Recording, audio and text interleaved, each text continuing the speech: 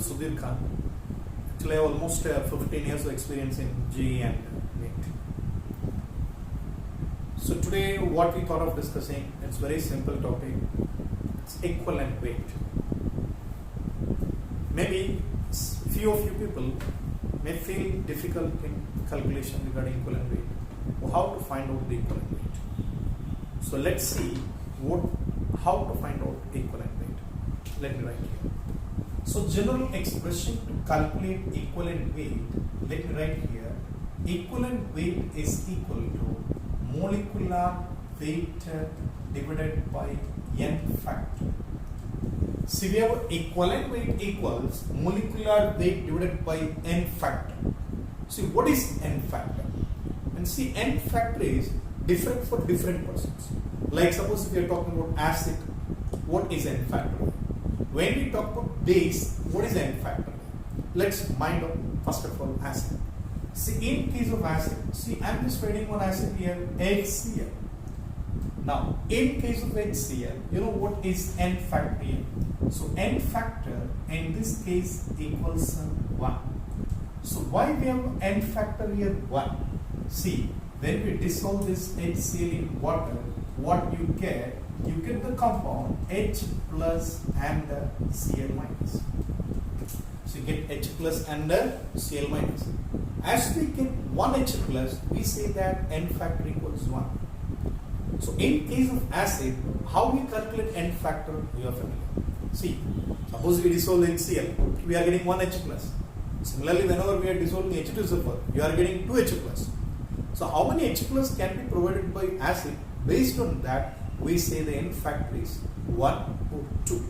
So let's come to the case of sulfuric acid.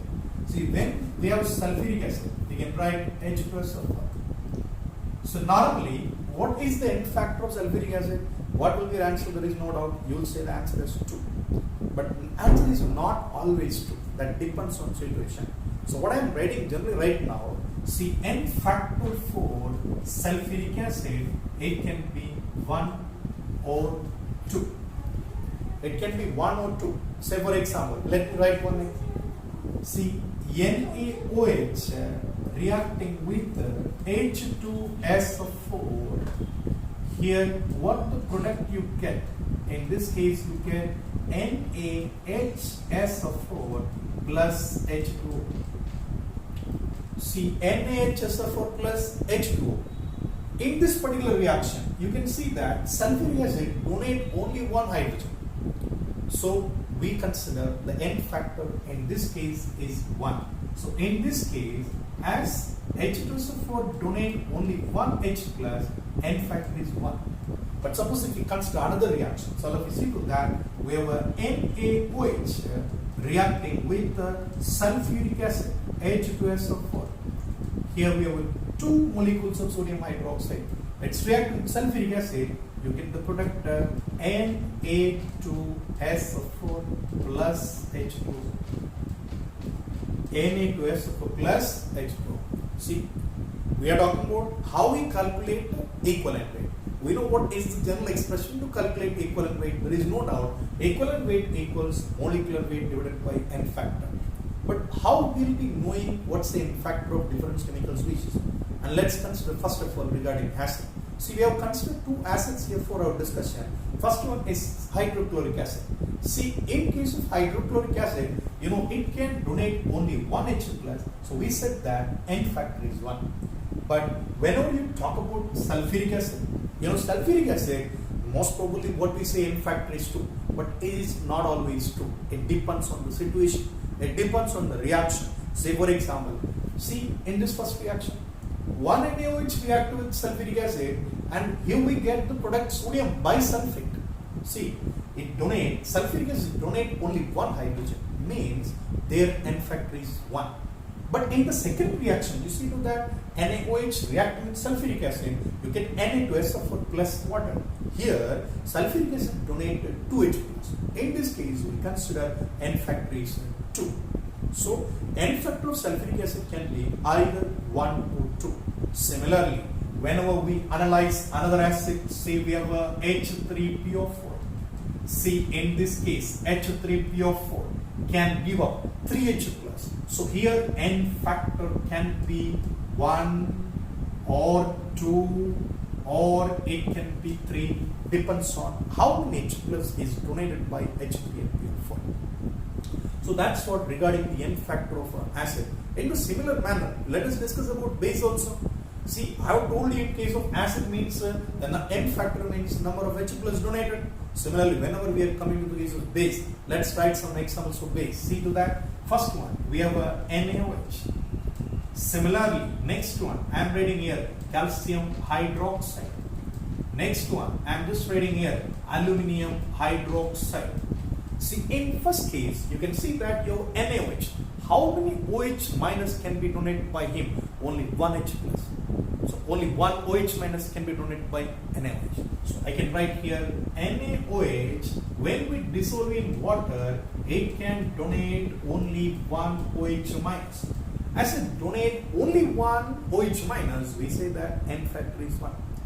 But this is not the scenario everywhere. Suppose if we talk about calcium hydroxide, how many OH is there to donate with?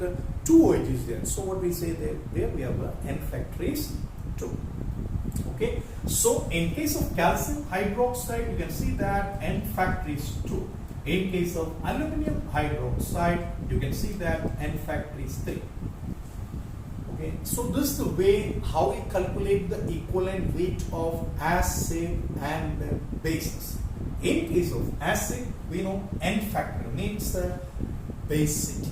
In case of a base, you know N factor is acidity. Okay. So this is regarding acids and base. Now let's go with the next. It's for salt, and for atoms, and for ions. What will be the N factor?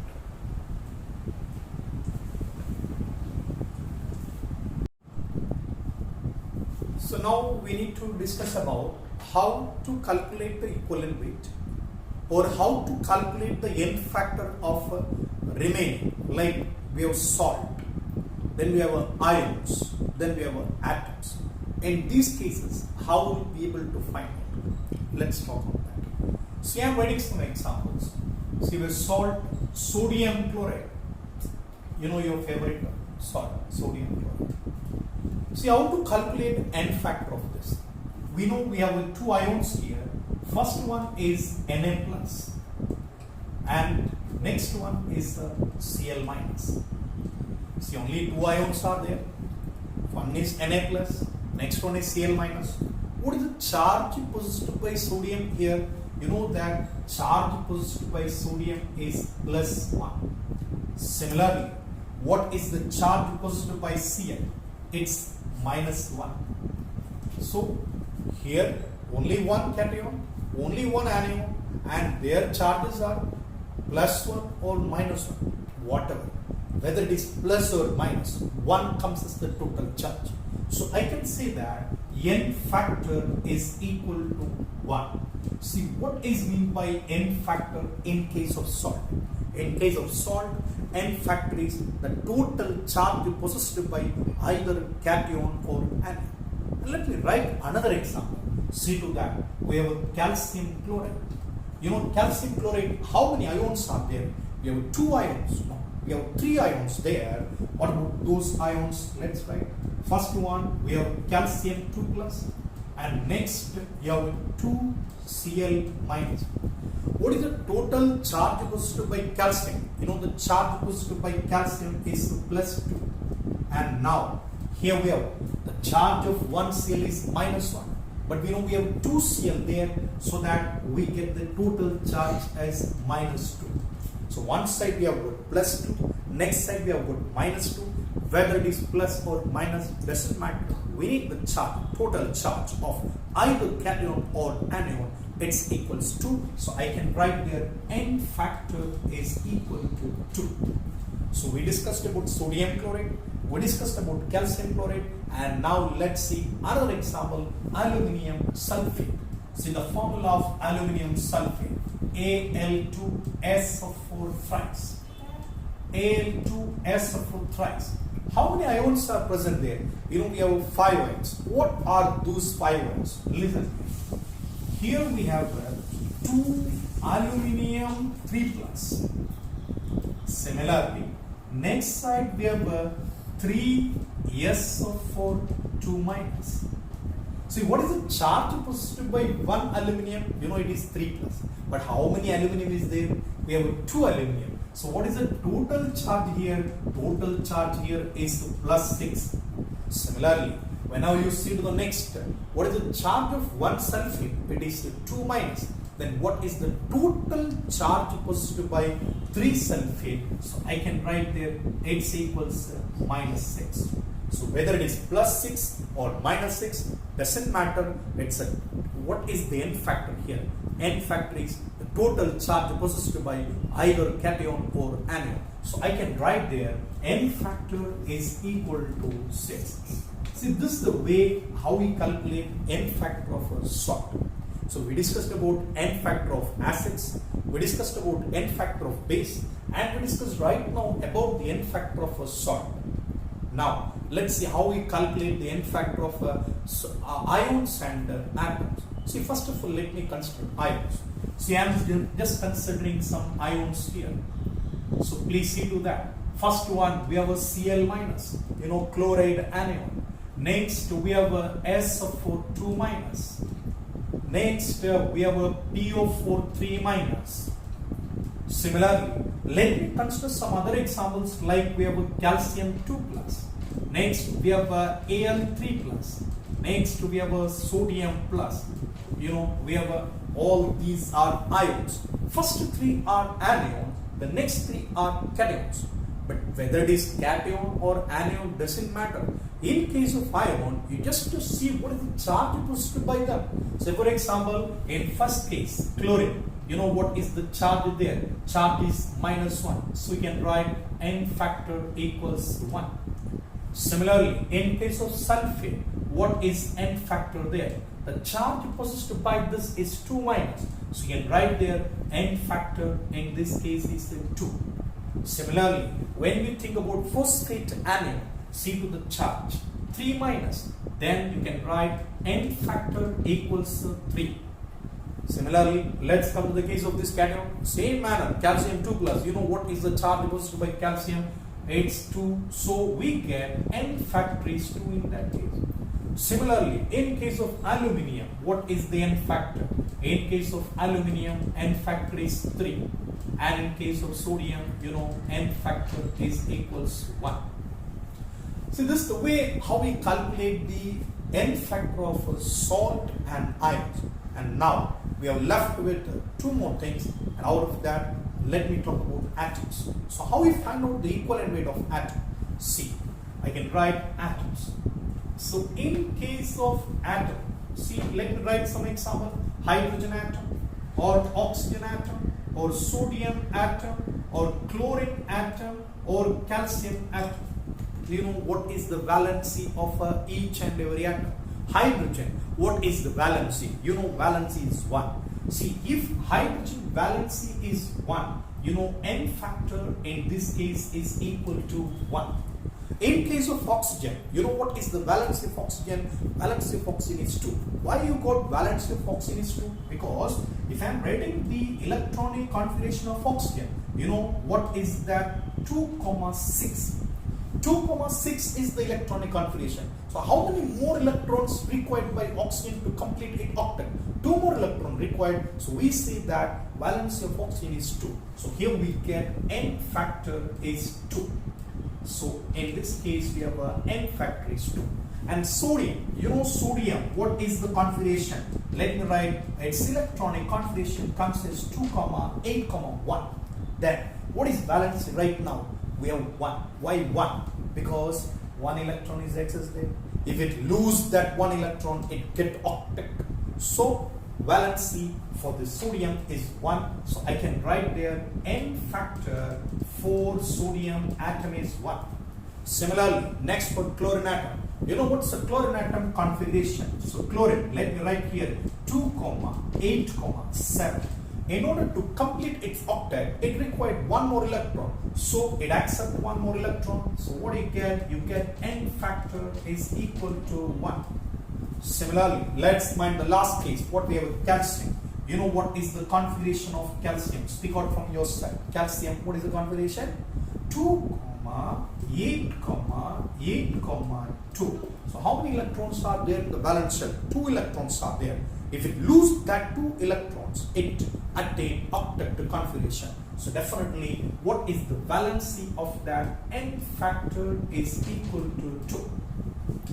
So this is the way how we calculate the equivalent weight of salt, equivalent weight of ions, and equivalent weight of atoms.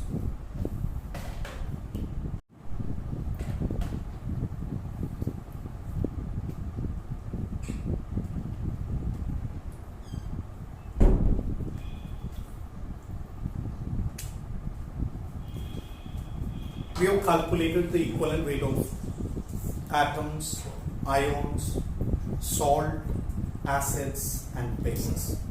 But the last but the most important, how to calculate the equivalent weight in redox reactions where there is change in oxidation number.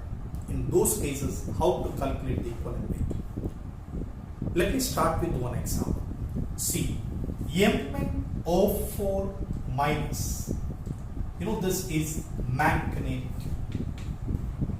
permanganate, MnO4 minus changes to give Mn2 plus. See, we have a reaction here. Now, how to calculate the equivalent weight of MnO4? That's our question. So, how to calculate the equivalent weight of MnO4 minus? We know what is the equation to find the equivalent weight. I have written already on the board. Equivalent weight is equal to molecular weight by n factor. So ultimately, again, we need to know what is n factor. So what to do? See, let's assign oxidation state for the single atoms. Here, what is the oxidation state of manganese? In this case, see, oxidation state of manganese comes as +7. Oxidation state of manganese +7. And during this reaction, +7 changes to give a +2. +7 changes to give a +2. So what is the change in oxidation number? The change in oxidation number is 5. So let me write there, change in oxidation number is equal to 5. So that's called the n factor here. So n factor is 5. Then how goes here? What is the equivalent weight of MnO4 minus? So we need to say equivalent weight equals molecular weight by n factor. But in this case, n factor is 5. So I can write equivalent weight is equal to molecular weight divided by 5. So this is the equivalent weight of MnO4 minus in this particular reaction.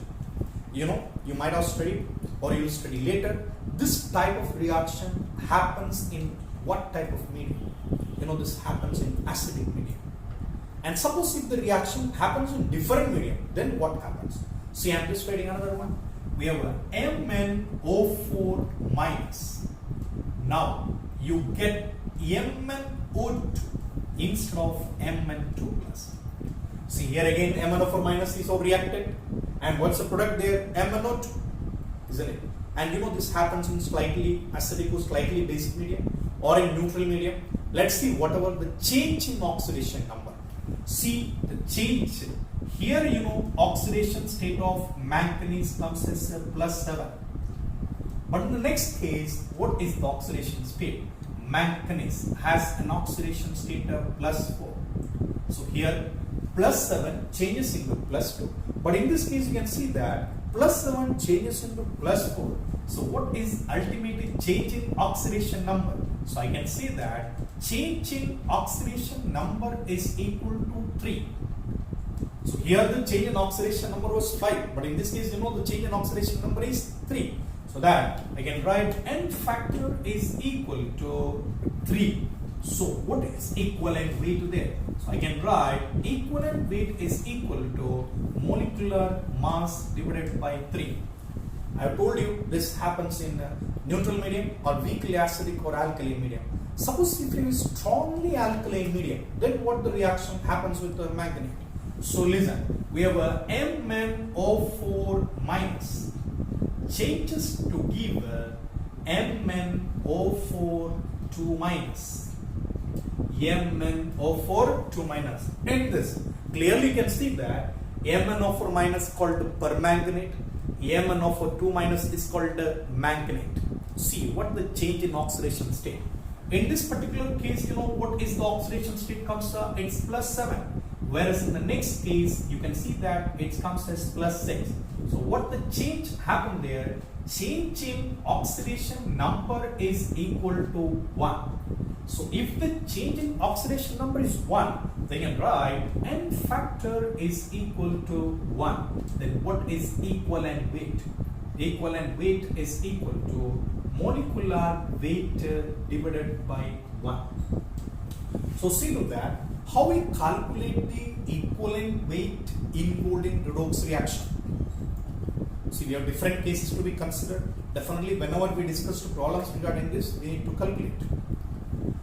So we have calculated the equivalent weight in case of acid, in case of base, in case of salt, in case of atom, in case of ion, and in case of redox reaction.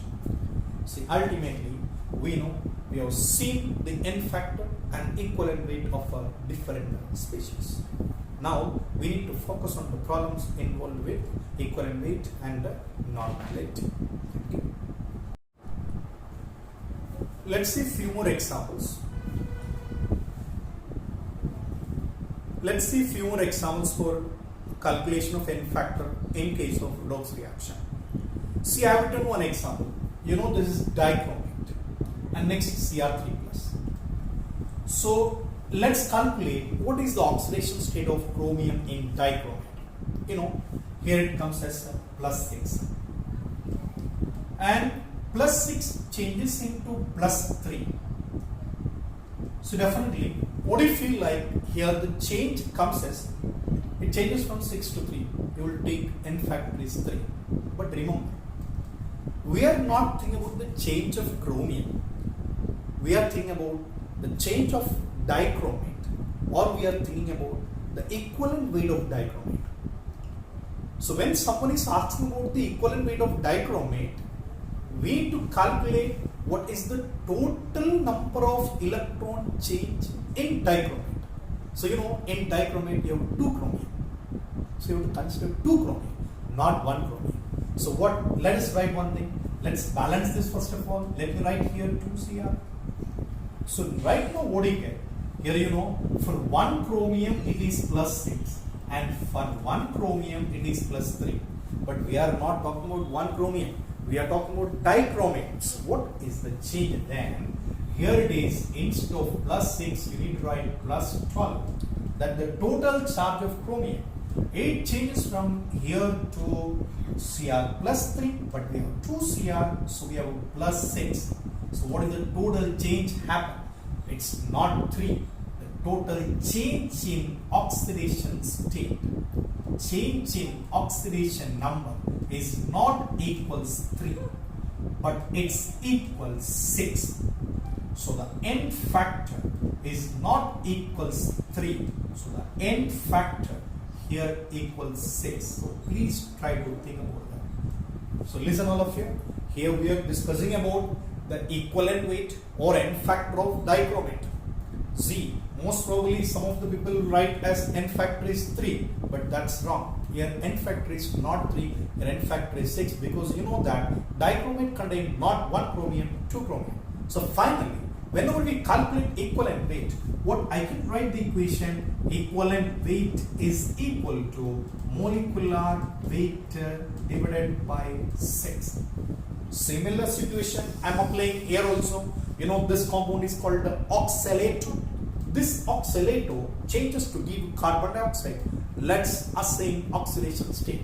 See, in this case, you know for 1 carbon oxidation state is +3.